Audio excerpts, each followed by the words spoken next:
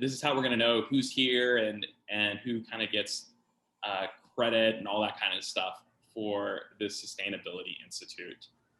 So we can keep all of that keep all that going. So for those who are just coming on, if you wouldn't mind changing your name to your first name with a comma and then your program name. So if you see mine, it's Patrick Episcopal Charities. And you can change that by just going to the top right-hand corner where those 3 little dots are and say rename.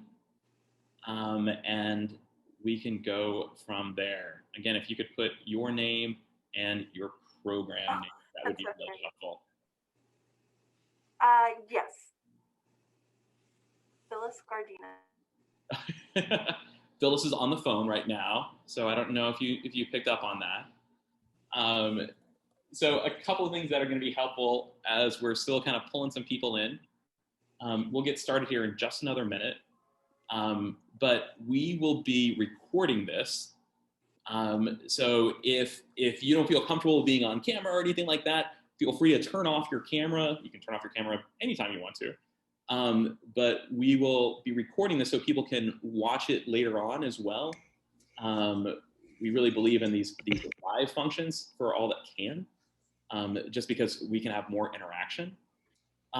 While we're on, if you are not speaking, if you want to mute yourself, and what that'll do is that will avoid, you hearing when, someone comes knocking at my door and I say something weird or something. Again, it looks like most everybody has done this so far. If you have not, please change your name to your name and the program you're in, so that we can make sure you all get credit for this. SK, should we get started? Yes. Would you mind starting us off, Patrick, while I finish getting attendance done here? Oh my and then I can goodness. jump back in. So needy. So thank you. SK is the most see what I go through. I know. See, I hope you all feel very, very sorry for SK. She's probably very happy that she's working from home and doesn't have to be like right here all the time. So let me talk about a few things as way of kind of introduction and tell you how we're going to structure our time together and why we're doing this particular Sustainability Institute. First thing I want to remind us about is that our Sustainability Institutes have shifted in the requirements. In previous years, in order to get a grant from us, you needed to come to 2 in-person Sustainability Institutes, and those were usually on I'm sorry if you can hear that. Those were usually several hours on a Saturday morning or an evening. And so what we've done in this kind of virtual world is we are asking you to come to 3 virtual Sustainability Institutes throughout the year. We hosted one last week on safeguarding policies and how to kind of protect your kids, your volunteers, your communities from sexual misconduct and sexual abuse. So that will be posted up online probably in the next week or so. We're having some technical issues there. And we'll put this one up as well. So 3 is kind of what we're looking at as requirements. Want to remind, since this is mostly YOG people, YOG applications are due next Friday, a week from Friday. Yeah, see, like she's got it on their calendar, right? I can see Wendy. Oh no, it's on the calendar. It's right here. So the sooner you get that in, the more opportunity SK and myself have a chance to look through it. And if we see any kind of red flags or anything like that, or, hey, could you explain this a little bit more? We want to make sure our objective is to get money out the door. That's my objective here. And so whatever you can do to help us with that and give us time to look at it, we welcome. If you ever want to just send us a note and say, hey, can we have a 15-minute conversation with you all? We're curious about X, Y, or Z on the application. Just let us know. Several of you on this call have already done that, and I hope it's been helpful. So YOG applications are coming up. Today's objective is we want to be in conversation.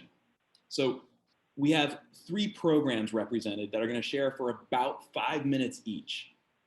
And in between each of those, we're going to have some time for conversation where you can ask questions about like, hey, okay, so how you mentioned this, what do you mean? So some people feel really comfortable just hitting unmute and talking. That's great. If you want to use the hand raise function, do we have the hand? Oh, we don't have a hand raise function on this one. But if you want to put it in the chat and type it out, so while someone's presenting and you want to type up your question, feel free to do that. And we'll ask each panelist. And then we have time reserved at the end to just open up, much like we do for our weekly program leaders meetings. We're just gonna say, what else do we need to talk about, okay? So we're gonna do a quick Zoom poll. Do we wanna do this, SK? Sorry, what was that? The Zoom poll. I think we're gonna skip that because of Done. the meeting structure. Done. Let's see. But just, I guess, just to kind of highlight, so the 3 programs that we're going to hear from today, we've got a program that's been operating totally virtually, a program that's been operating mostly in person, and a program that's been doing both. And on this call, I know we have folks who are doing after school, really academic enrichment kinds of programs, and summer camps, and arts programming, and health and wellness programs. So just want to name that I know we have a lot of different programs in the room doing a lot of different things. And so we're hoping to be able to share some ideas that are helpful for all of you and all of the many incredible programs that you all are working on. So, and then I'm going to do one more thing, and then I'm going to turn it back over to SK to introduce our first set of speakers here. When we set out to do this, what we're trying to be as responsive as we can to issues that we heard from people saying, we want to talk about how to do hybrid, or we want to talk about how to do online stuff. And so our objective is to help meet that need. If there are other topics that would be helpful for us to cover in one of these, let us know. We'll go do some homework, we'll go research stuff, and we'll come back to the community and see what we have to do. One of the other things we wanted to do is to help understand the importance of COVID-19 safety. Like the reason we're doing hybrids, the reason why we kind of reformatted meeting in person. The after school program at St. Anne's looks different than it did in previous years because of COVID-19 and the need to keep that in front of us all the time. And then we want to share resources. So we're going to be taking notes throughout, and if there's resources that are flagged, we're going to make note of them, and then we'll send it out to you all in email, and we'll post it on our website because you all are the experts in the field here. Okay, so I'll turn it over to SK. Awesome. So our first program speakers today are Sam and Gloria, who are from the Washington Heights Choir School, which is located in the Washington Heights neighborhood in New York City. And they do fabulous instrumental and choral music programming with elementary age kids. And they have been doing hybrid programming since COVID has started, and really have worked hard to figure out how to do that well. So let me turn it over to you all to tell us a little bit about what you've been doing and what you've been learning. Hi, thank you so much for having us. We're really excited to be here. I'm Gloria Bangiola, as SK said. So we have been kind of every version of virtual and hybrid and in person that you can be since last March. Somebody's taking a shower, and we started out kind of floundering and figuring out how to suddenly become a virtual program. And we really centered around individual private lessons and what we called a block party, a weekly block party where kids would get on Zoom with us, and we'd do absolutely no real curricular learning at all. The focus was, let's do a show and tell together. Let's, talk about what's the weather outside in your neighborhood, what's going on with you, what happened to you this week. Because what we found was our kids were being hit really hard emotionally, as was everybody. But throughout this entire year, we really found that finding a way to maintain a real personal connection with our kids was going to be at the heart of keeping our program flourishing and keeping our kids flourishing. And we kind of made that the central point of how we would return in September. When we decided that we would become a hybrid program, we decided we would continue to have our weekly virtual block party on Mondays, but then we would meet for 4 days of subsequent in-person programming, Tuesday through Friday. And the planning for that was rigorous. We had intense protocol about sanitation and temperature taking and who was allowed to come and how many people were allowed to come. The Excel spreadsheets were insane. But at the heart of all of that protocol and all of those rules was a focus on who we serve. Who are our kids? Our kids are public school kids who are coming to a tuition-free program in Washington Heights. Most of them are Dominican American. They are Spanish speaking, their families speak Spanish. And so for me, having grown up in a very traditional choir setting, which was focused around a traditional idea of what choir music is, this was invaluable time. Actually, time was absolutely a gift here, because for the first time I could look at what do we teach our kids about themselves. And so September was very much about, because we could not sing it all in person, we took the opportunity to rethink what music we're teaching to begin with. And we instead taught our kids to do time steps, and they listened to Appalachian music, and they learned to dance salsa and listen to son cubano. And we rethought the kind of music we were bringing to kids and the ways we were having them interact with it, because suddenly, being a choir school, we sing a lot and we couldn't do that. So we had to rethink both how our kids make music and what music do we typically bring to them, and what does that music say about who they are and who we think they should be. And that became like the heart of the mission in terms of curriculum. From there, once the DOE shut down in November, we also had to shut down. And we've remained closed since then. We've remained completely virtual. And in that, we've found this gift. We've taken 6 months to build a whole new idea about how we center our choir music and who we center it around. And how many different varieties of ways we have our kids interact with it, right? Now we're virtual, so we can sing. We can have a choir rehearsal for the first time in a year, and our kids can all be on Zoom. They mute themselves. I will sing and do my wild, me me mama moo, and they'll do it with me, and I can't hear a thing they're singing, which is depressing, but I work with it.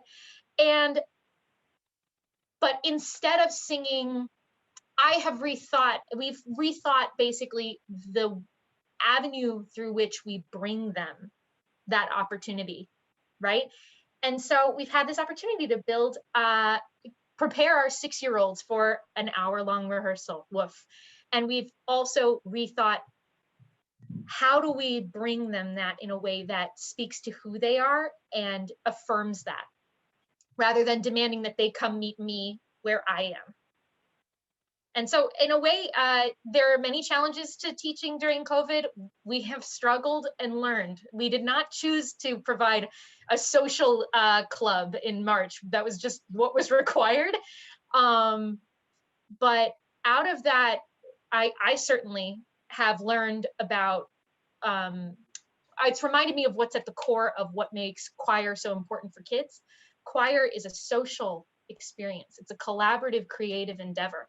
So seeing our kids has become the absolute heart of what we do. And so it's kind of been a reminder, a valuable reminder for us. That's really fantastic, Lori. So I'll start off with the first question, and then we'll open up for some general questions from people for a couple of minutes before we move to the next program. What technology are you all using? What Great. platforms are you all using? Okay, so the number one thing that we're doing right now, which is fantastic, I cannot recommend it enough. We're using an application called Flipgrid, which is both a website that you can visit on your browser, as well as an application that you can download to an iPad or a phone. Marina of Nessen recommended this to us. We got connected with them because of Episcopal Charities. And it's just been unbelievably useful because the hardest thing about teaching virtually is engagement. How do we get kids not just to come and turn their video off and come to a rehearsal once a week, but how do they directly involve themselves? The URL is flipgrid.com. I'll share it in the chat. And this way we can send kids assignments and they can directly interact with it and make a video of themselves. They can comment on other people's videos. It's fabulous. That's been huge. The other great resource, which I've used for many years now, and it's a great place for looking for curricular material, for great slideshows and PowerPoints. It's like, if you need something, go here. It's called teacherspayteachers.com. And it's a place where essentially like teachers all over the country, all over the world, put their bulletin boards up.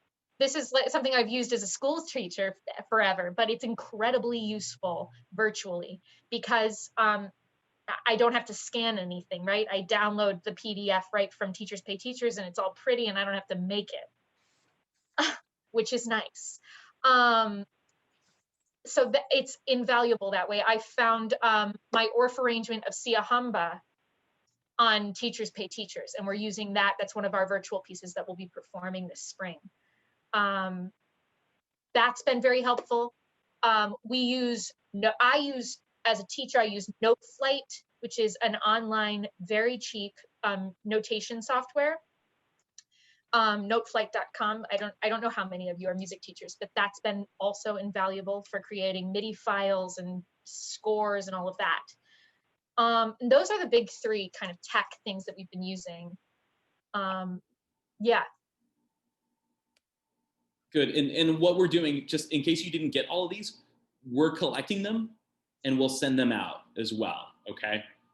So if you can't like quite copy and paste quick enough, we'll get those out to you. Okay. Yeah. And I'm more than happy to share our protocol and our releases and those things. If you need a template. Yeah. Awesome. SK, do you want to move on or do you want to do more questions? Up to you. Yeah, does anyone have any questions for Gloria or Sam? I think we have time for like one or two, and then I want to move to the next program, make sure we get to everyone. Oh. All right. Talk a little bit. Oh, sorry. Oh, no, go ahead. Go ahead. Can you talk a little bit about your decision-making process around staying remote right now and kind of what you're thinking on how are you, like, who's involved in input and decision-making for kind of the next step for you guys? Absolutely. So Sam and I would say Sam and I are kind of where the buck stops on that conversation, but we ask for input and, advice and often a vote from our whole staff. We have a relatively small staff at 6 employees. But I would say like, if we need to make a fast decision, like we have, Sam and I are the ones who will make that call. We decided to be virtual and to remain virtual because we teach essentially because of the limitations of the space we teach in and the travel required by some of our teachers in combination with the infection rate. We felt that as the infection rate kind of continued to rise above 3%, we were not going to be able to effectively sanitize. We don't have a cleaning staff. So we couldn't promised to effectively sanitize that space that we were working in every single time we were going to be in it to adequately combat the infection rate. And so we're watching the infection rate very closely. We have decided for our own sanity that we are, unless something vastly magnificent happens, we're going to be virtual until Easter, at least. Because it's easier to work with a plan than fly by the seat of our pants, essentially. And we'll reevaluate then based on, the infection rate and the environment in our space that we teach in and our own feelings about our capacity to sanitize effectively. But we decided essentially we'd rather be conservative in that regard. I have a question. How often do you meet and what's the length of your program? So when we're in person, typically, if non-COVID, we meet 5 days a week for 2.5 hours. From 3:30 to 6 o'clock every day.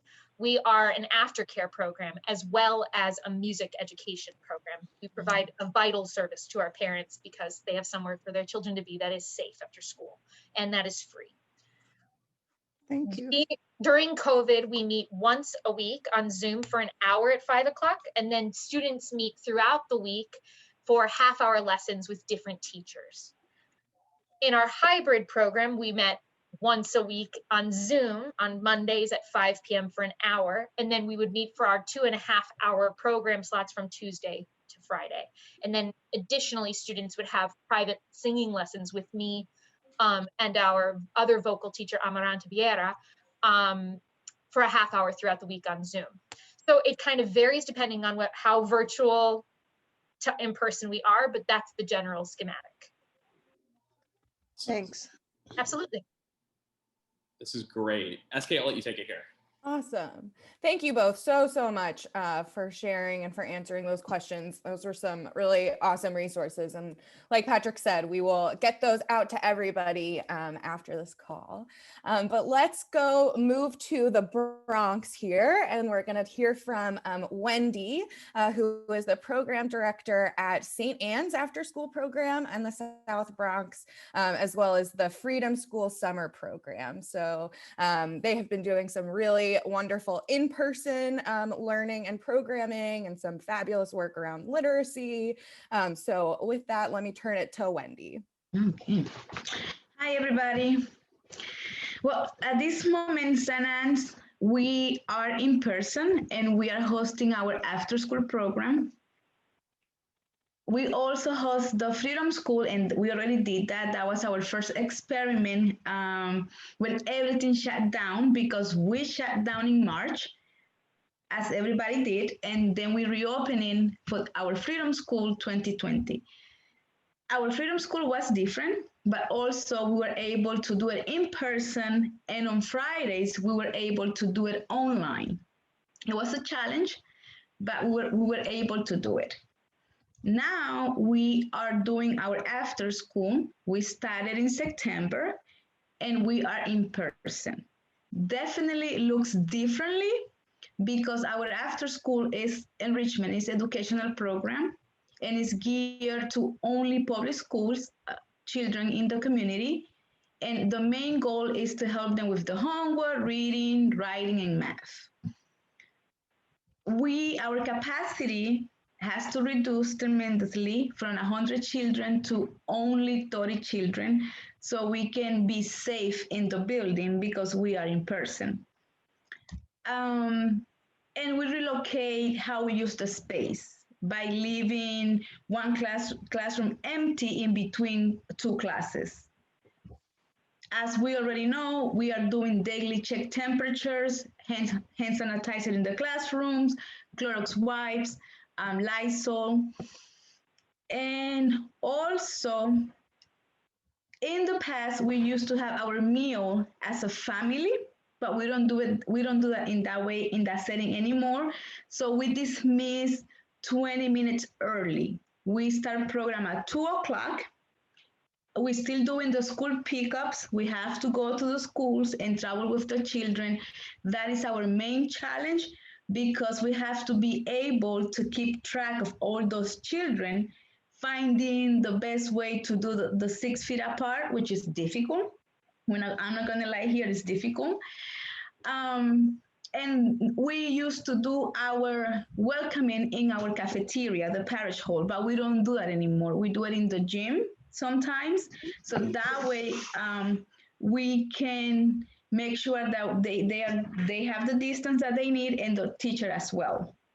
And also our program, the church is still doing the food program. Sometimes it's a challenge, and that's when we have to use the gym for arrival, because we cannot interfere with the feeding program because it's also needed in our community. What was happening? So our teachers, they only have 5 kids per classroom. So, and they are totally they're using their individualized desk so they can have their space. Mask is a requirement. They cannot remove their mask. And we able to keep doing our one-on-one reading. That totally switched, because now we are doing that one-on-one reading via Zoom. Our faithful volunteers, they still doing that via Zoom. And we have to have this new schedule of who is doing what, when, how many minutes, on how many times in the week, and how many minutes. So everything, and the computer lab is also happening, but our computer teacher is working double, because from 2:30 to 3:30, we are also helping the kids with the homework, and we divide our time in the computer lab so they can go take a look of the Google Classroom, because that's mainly what the schools are using, and they can do it in there. Then we have our computer class happening, because we're still giving them the computer class. But it is a challenge. Honestly, we know that we have labeled the entire facility. You will be able to see in the floor, the circle, that's where they need to be standing. Our teachers, which I feel horrible, but we have to do it, I guess. We buy them rulers, 6 feet rulers, so they can help the kids to be reminded themselves that we are using this rule as a way to help you, this ruler as a way to help you to keep your distance. So that's what we are doing so far here at St. Anne's. And we are remaining open, and we are hope to remain open. And parents, it's hard for parents, especially for the ones who are working, because we have a very close communication with the schools. And what the schools are doing in here is that if one class, or probably a teacher in that class, is positive with COVID, they shut down the class itself. So I am notified. And then what we are doing here is that I also shut down the class of that kid. So we have to have very open communication between the schools. We had it in the past, but now we have it even more. And I'll say, I went to visit this program. I went to visit St. Anne's and spent a day there. And the jostling between a pretty significant feeding program and then the turnover into this really important after-school program, and the way they've done their safety protocols is fantastic. And the other thing I want to highlight, how unique and how important, is that communication between St. Anne's and the schools and the parents.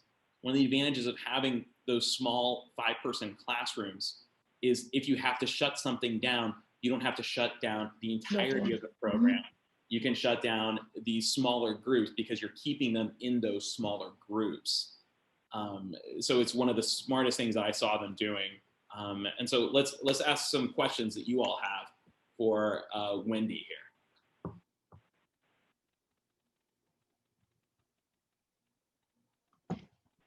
Hi, Wendy. Hi. I'm wondering, how are you thinking about this coming summer? Are you just living hopefully, or like how? Because that's where I don't know what to do. Well, we run our Freedom School on 2020 when everything was shut down. And that was our experiment, I will say, because we did it in small settings, and we are planning to do the same. I'm actually already planning for Freedom School 2021. And we are going to do, we were blessed in the summer because we're able to be mainly outside. So in September, we did a transition to inside the building.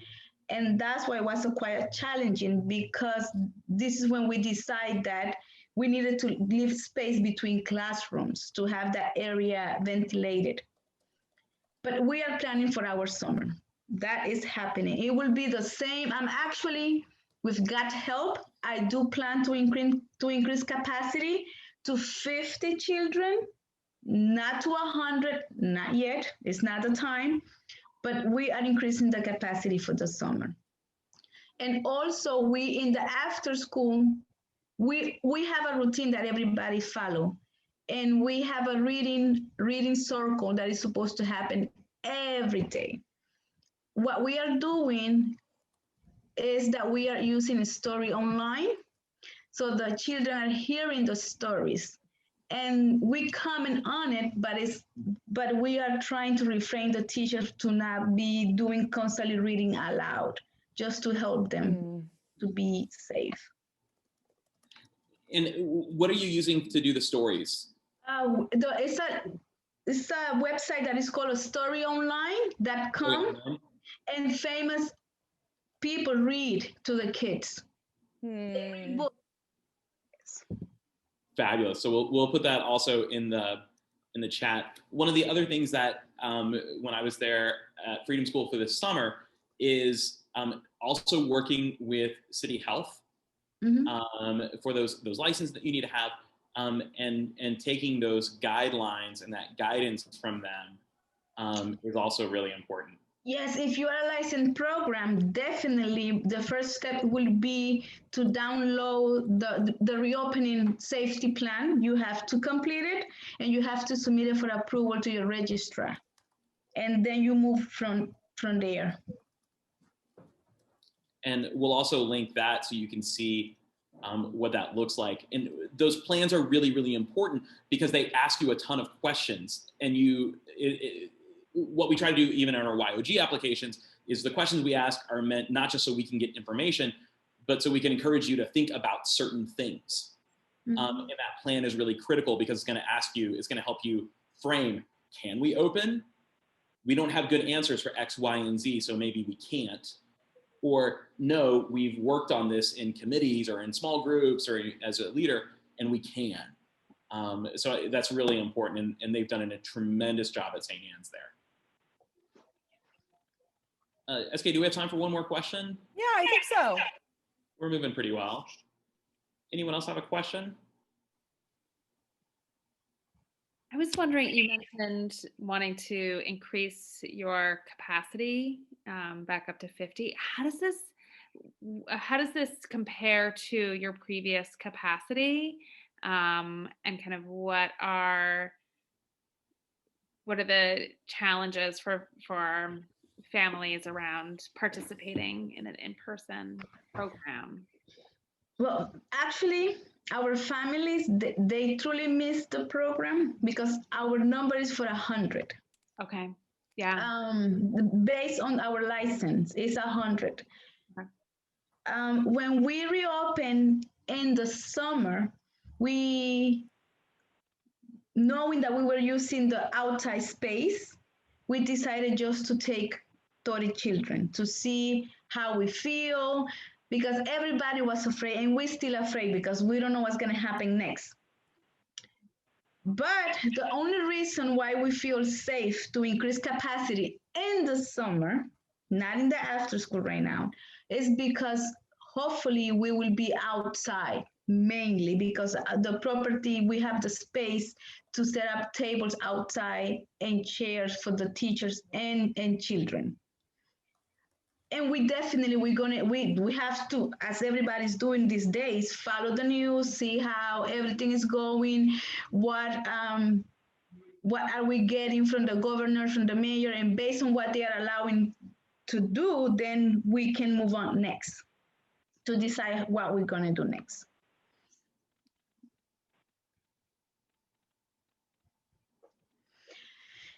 And this is what we have to learn of doing this.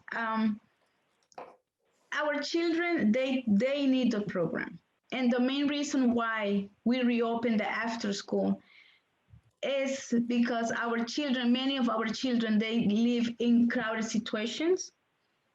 And in the summer, we realized that some of them, they were already having, they were having some mental issues there in their head that they needed the safe space to come and disintoxicate what was happening at home. And this is the safe place. So. And we know, one of the things we know, and this is actually from the Go project, is when they started their summer online program, one of the things that they did was introduce an IT help desk. And what was overwhelming to me when I heard was how flooded it got from people trying to figure out how to get onto Google and all those things. And what that meant was they weren't on those platforms during the school year in March, right? So the education loss was massive, including the social anxiety of being crammed in a house and the anxiety of the pandemic and not enough food in the house, all of those things that our kids are experiencing. And so it's important for programs that feel they can do it safely. And that's the biggest thing, safety, safety, safety. We're not gonna take a vulnerable population and make them even more vulnerable by opening an unsafe space for them. But this in-person piece has really been effective at St. Anne's, I've seen. And so I'm really grateful for Washington High Squire School, for St. Anne's, and then our next presenter here. Yeah, thank you so much, Wendy. Thank you. Our last presenter of the evening is Jenny Morris, who is the program director at San Andres After School and Clay in Yonkers. So Jenny, why don't you take it away? Hello. Yeah, so we have an after school program, and Clay is a youth leadership program, and we also have a summer program, but it's not happening right now. So our programs are all virtual. When when the pandemic happened in, March, we just went completely virtual. It was not very smooth at first, but we have a pretty good system down now. Our students, so they used to come in 5 days a week, but now we offer 2 days of one-on-one virtual tutoring. So each student has their own tutor, and they meet twice a week for an hour. And then on Fridays, we have a community meeting where all the students can see each other and just kind of a way to build community. We also do art projects during this time. We play games. And we also have discussions about things that we're maybe not talking about in school, especially right now, so much is happening in the world. So we like to create a space so they can talk about kind of anything that's on their mind. So for the art projects, we do provide them with materials every week because we don't like to assume that they have all these materials in their home. So we put together bags and they come pick those up. We also provide all of them with physical books. So then them and the tutor can still read along together, even though it's virtual. So those have been some good things. We found that by going virtual, the students are actually it's been very good because they have individualized time with a tutor, which in our after school program at capacity, we're at 32 students with not as many tutors as we wish. So they don't always get that one-on-one time. So we found that it's been a very good way for them to improve in subject areas that they're having a harder time with. It's also set aside time. So all of our tutors come up with a lesson plan for each tutoring session. So if there's not homework, they're still working on something together. We have found that the group meetings on Fridays are sometimes well attended, sometimes they're not. Even though they're like a space for like fun and like non-academics, sometimes, you know, the students just don't want to be on a screen for another hour on a Friday. So we try to make the meetings as engaging as possible, but that can be a big challenge. So we've just found like being flexible with online stuff is like, you know, the best part, to like make everything run smoothly. Just kind of, you know, being goofy with them and, you know, letting the kids know that this is, you know, not a serious time. The community meetings, the tutoring sessions, you know, getting down to business. Yeah, and our youth program meets twice a week virtually, and we still do most of the things that we used to do in the youth program, but it's just harder because we haven't met in person at all for any of our programs. And we usually do like service components and activism things, but we've had to like shift all of that to things that we can all do at home, and like providing them also with like materials and books and things like that. Jenny, Thank you're you. so great. Like this is like the importance of your program is having such an impact. And one of the questions I had for you is based around this idea of one-on-one tutoring. Are kids showing up for that? Like, what's the rate of kids? Like, how many no-shows? How often does a no-show happen? I would say. And can I just add to that question while we're talking about one-on-one tutoring too, Jenny? Would you talk a little bit about how you're managing safety and monitoring these one-on-one virtual sessions too? Yeah, so Thank you. I would say most of the students, and my assistant director is here, so if she has anything to say, most of the time they show up to the meetings and sometimes they don't. But I can't think of it, like maybe like once every 2 to 3 weeks there's a no-show. But if they don't show up, we try to reschedule with them. So like, which is hard sometimes because of you know, we have some volunteer tutors and we have some paid staff. It depends also on the kid. We have some students that we know will not show up for a meeting and their tutors are a bit more flexible with them. I think also something to add to that is that we have texting group chats with Jenny and the parents and the tutor. And so that's a really helpful way for me. I do a little bit of tutoring, and I find that, for example, today I had to text and be like, hi, is the student still good with tutoring today? And that's usually like all they need is a nudge because maybe they forgot. And it seems like when students are missing a tutoring session, it's not that they don't want to be there. It's more, although one time my student did miss because he was playing in the snow, and that was okay with me. But I don't think that's been a big problem for us, which has been really good. And Hannah, could you follow up on the idea of the group text? Like when you're sending a text message, it's not just to the kid, correct? No, the kid isn't involved. It's the parents. Yeah. That's great. Yeah, we have we use WhatsApp for all of the group chats, and it's the parent. I'm in every group chat, and then we have a translator as well for tutors that because all of our parents speak Spanish, so if they aren't comfortable like communicating in Spanish, we have a translator that helps with that. And so then in WhatsApp, all of those are saved, right? Yeah, like you can access it's all encrypted too, so for safety purposes. Oh, and to go back to the question on like monitoring and stuff, yeah, it is one-on-one, so I'm not like there watching over them, but we have staff meetings every week, and that's where I hear what happens like in all the sessions, just so that I know what's going on with all the kids and everything that's happening. Excellent. What's the age of the children that you serve? So we work with like first grade to 8th graders, so like can be anywhere, sometimes from 5 to 13 years old. We've had kindergarteners over the summertime, like the And transition. do you recruit them from the public schools, or where do you recruit them from? Mostly like just the surrounding Southwest Yonkers community. So we run out of a church, and it's some students from that come to the church, but mostly just people like in the neighborhood. We don't work directly with any schools.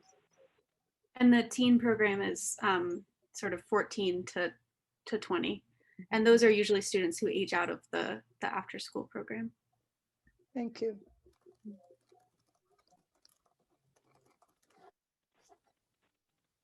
Yeah, one challenge has been like making the Friday sessions like developmentally appropriate for like a 5-year-old to like a 12-year-old, which can be a bit challenging.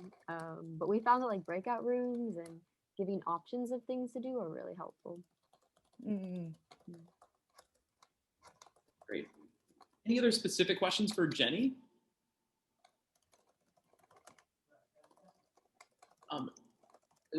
First off, if we can all just do a big shout out to our three programs who have represented it, like amazing. We're so grateful for the work you all are doing. And we could have selected any number of programs throughout through here because it's so important, because you all are doing so much good work. Here's how I want to structure our next 10 minutes. And then Diane, I see that hand, and I'll come to you in just one moment. What I want to do is figure out if there's questions for people that want to share things, but also if there are things that we want to follow up on. The advantage of these online sustainability institutes is we can follow up. We can set another meeting to have more conversation if we have a group of people that wants to talk about X, Y, or Z. So as we're talking over these next 10 minutes or so, if there are subgroups or topics that we want to continue talking about, let's bring those up as well. Okay, so I'll go to Diane first. Okay, my question is directed to probably all three of you, and it has to do with the relationship that you have with the Department of Education as it relates to this coming program year.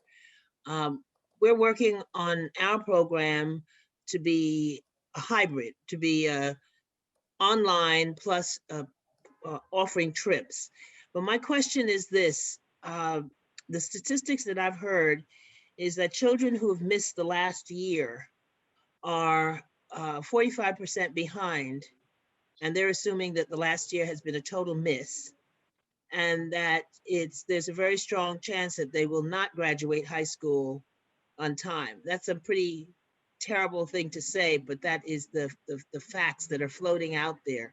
So I am curious about what you are hearing about the summer as it relates to required summer school for children that will hopefully be back in school of some shape or form, given the inoculation statistics that we should have by then. So have they said that they're going to require everyone to go?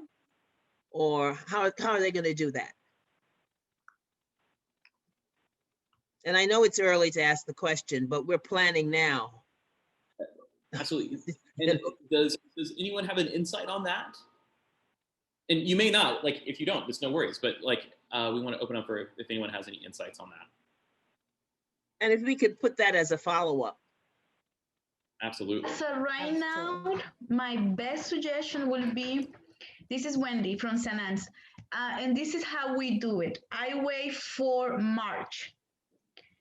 In the beginning of March, parents will have their parent meeting conference, and also by then they will be able to know if they are getting a promotion in DAOF, or they are going to be offered for summer schools, and that's the best time to have that answer. So it's connecting whenever your parents in your target area in your schools are having those parent conferences. Yes. Because that's when they're really setting things up for, yes, we're going to recommend they go to summer school and stuff like that. Okay. Gloria, you had a comment. Yeah, I was gonna say, I am waiting for similar information to Wendy. I was gonna say essentially what she's saying. And I was gonna add that we are operating under the assumption that by September, we are going to be able to have a functional plan to open. And that we will have troubleshot singing in person. So we are like, we are operating under the assumption that the DOE is strongly committed to being in person, and we're going to do everything we can to meet that in September and reopen in right. But we're also, I mean, with 600 contingency plans. Thank you. And I would like to add one more thing. Just because of that statistics that we already seen, and that we already know that many of the kids are being neglected academically from the past, and now because of this pandemic, the neglection it's huge. Our summer, we are planning to also restructure it a little different. Morning, we're gonna offer our IRC, which is the reading and the activity connected with the book. But our afternoon activities are going to be not drilling, but we're gonna try to use math games in a way to help them to come to review those basic skills that they don't have at this current moment, and also as well as phonics for K through second grade. But yes, we have to rethink about that, about the damage that is happening to our kids. Well, and if we think about it too, like we have, like we know about the summer education loss that happens in the summer. Yeah. This is huge. It's huge. It's huge. This is not a few months in between X grade and Y grade. This is a year plus. And so every bit of work that we can do, and Jenny is helping to meet some of this need through this one-on-one tutoring virtually, where Wendy and her team are doing it in small groups of 5 in the after school program. And Gloria is doing it with a mixture of, we're gonna come together for this bit and we're gonna be online for this bit here. So again, there's not one way to do this. There's a lot of different ways, but we do know that there is a massive issue and a massive disparity that is only growing between those who have and those who don't have, right? Yeah. So we want to be aware of that. Let me go to other questions from other people and see what other things that we can. One of the things we just, SK and I are putting down is to try to figure out summer school things and whatever kind of intel we can go find out about summer school. Yeah.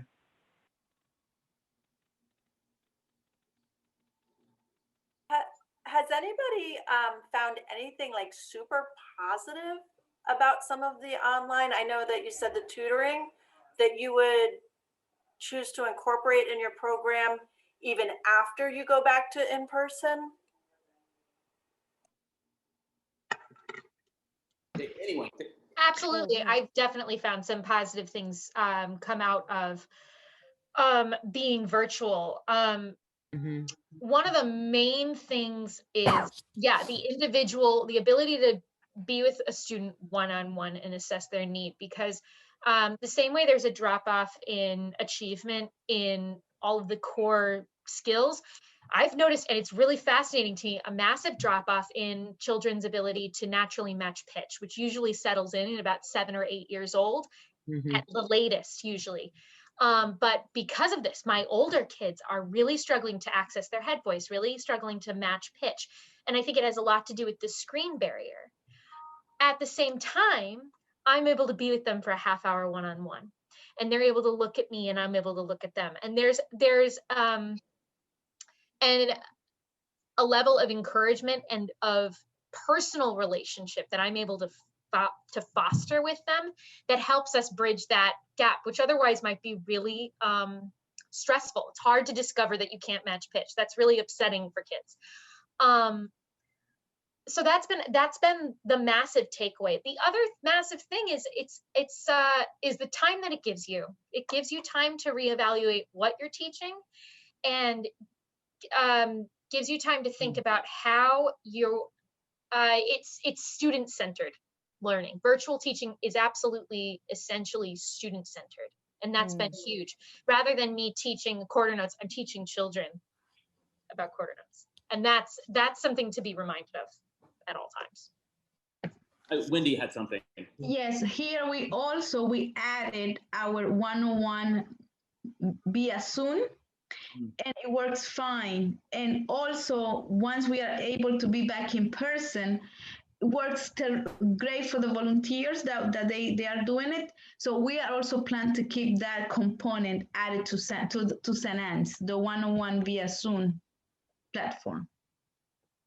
And one of the advantages of a one-on-one Zoom or small groups on Zoom is the person doesn't have to be here. Like they can be they can be anywhere, right? Because we can log in and do it.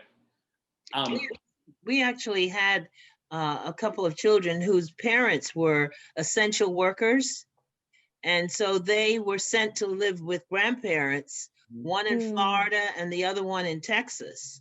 And they were able to participate in the program, and it was really great. We also had a musical component of our program that centered around a performance of one of the works of Hamilton. And it was a big hit. Nobody missed the session. The closing exercises were wonderful, and the kids really had a great time. And they learned a lot about diction. They learned about speaking. They learned about iambic pentameter, and they didn't know they were doing it. So that worked really well online. I think the big thing we lost is that we couldn't serve the numbers. Yeah. And so there comes the question, quantity, whether quality or quality in some cases. So Mother Mary put into the chat a really great question about for people going back to in person, are you requiring testing? Will you require a vaccine, like for vaccination? And do one of our presenters want to hit some of that? Well, the question of whether you can require anyone to have a vaccination is something that we all need to look into, because I know that in another side of my life where I work as an administrator in a hospital, and it comes to the flu shot, you cannot make employees take a flu shot. You can recommend it, but you can't make them. And so it'll be interesting. I think we really need to find out if we can require some kind of documentation. Right. Wendy, you had something you wanted to jump in. What we are doing at St. Anne's is that we ask our staff to be testing. For example, when we went on break in December and we come back in January, for us to reopen safely, they needed to hand a negative COVID test. But children, no, because they are already going through that process at the school buildings, at least in my schools that we are working on. So we are not doing that for them. We think it's horrible that they have to do that, It's a horrible test. That's bad. One of the things that I think is important to highlight with this statement from Wendy is that the requirements for being on staff, that's different, may be different. And when you're talking to summer staff who are saying, maybe college students and stuff like that, having very frank conversations about your decisions outside of your time here have an impact here. So we're going to talk about that. We're going to have that conversation, even though it may be awkward there. And also, just from my experience in working like in EMS and stuff like that, we were required, like people are often required to have the flu shot every year. And basically, if you don't want to have the shot, then that basically meant, like for an EMT or a paramedic, that meant that you were required at all times to have a mask on. And that's sort of, so I would say that may be something that people are gonna have to, obviously these are gonna have to be independent conversations, and I would certainly suggest that conversations take place about like how your actions affect other people, because we know that that is really imperative, and vaccinations would be the best bet for everybody who's healthy and capable of taking them. But that's, from my experience, that's how that situation goes down, is you just have to, you're forced to just wear a mask at all time. Well, and Rose puts in the chat something that's really important, is we still have to follow the CDC guidelines. So here she's talking about her 4-year-old having to be tested, and if have been exposed to an adult who has COVID, being quarantined for 10 days. So we need to follow those guidelines as program leaders. I want to make a moment, like it's 5:02. I'm happy to continue having conversation, but if people need to leave, don't feel bad. You got to bounce, no worries, okay? Keep emailing us, let us know how we can help. Let us know if there's topics and stuff like that. Any last things that we need to say, SK, before we continue conversation, if people want to keep going? I don't think so. I think you covered everything. I would just say one more time, YOG applications are due next week. So be in touch with us about that if we can be helpful too. Great. So for anyone that needs to bounce, no worries, but I want to get to, Gloria had something to say. Yeah, I would say we found a kind of middle ground between these. I'm going to echo what you said, Patrick. We took the CDC as our go-to, and we said, okay, so many of our kids traveled or went to large gatherings for Thanksgiving, and we said, we talked at great length about what we were going to do about that. We ended up being virtual since then, but our policy since September had been, if you meet with a large group of people, if you travel, you have to get tested before you can come back to them. Or you need to quarantine for 14 days. If you're at a school where if somebody on your school bus tests positive and you get a letter home and you can't go to school anymore, you also need to be home from the program until your quarantine with the school is done. So we basically kind of glued ourselves to the DOE and to the CDC and said, we are, whatever the school tells you, that's the rule for WHCS as well. We did not necessarily require a test so much as we required you do some behavior of safety, like get a test and show us that you got it, or quarantine for 14 days, some robust kind of response to whatever your behavior was. And again, the thing I think that's really, really important here is that you are asking these questions now so that you can be thinking through them as you're trying to figure out, can we open up in person? Do we do it virtually? Is it a summer thing? Can we do it? Like, all of those are hard questions to ask, but this is the time to be asking them, because what you don't want to have is a positive case come in and you're like, oh my gosh, what do we do? What do we do? What do we do? One, that's completely unsafe for kids, and it's not going to get you any kind of credibility with your parents, with the community, and you absolutely need those relationships to be strong there. So one thing I will offer, if you all are interested, particularly for summer programs, if we want to have a summer program call to talk through ideas and what are people thinking, are you going to go virtual? Are you going to be, is there some, would there be some interest in that? Give me like a thumbs up or give me some. Yeah. So we'll see about scheduling something there that we can do. Yeah, absolutely. Any other questions that we want to hit here? School somewhere they won't be tested, right?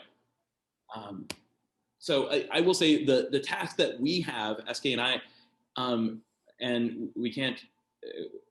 What we're going to be working on is trying to figure out some summer school answers. So if people have contacts, shoot us a note so we can reach out. So yeah, and I would like to have summer program. Yeah, so we'll do a summer camp. We'll do a summer program to see if that's going to be helpful for people. Okay. Absolutely. All right. Any last thoughts? Y'all are brilliant. All of you are thinking so creatively are working so hard to serve your kids.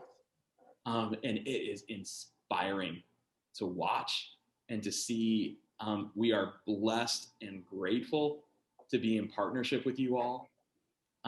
It brings us such joy that we get to just walk with you in the work you all are doing. It's really heroic, and it's going to be just so incredibly important. So with that, everyone be safe. All right. Take care of your community. Bye. See y'all later. Bye, everyone. Thank you all. Thanks.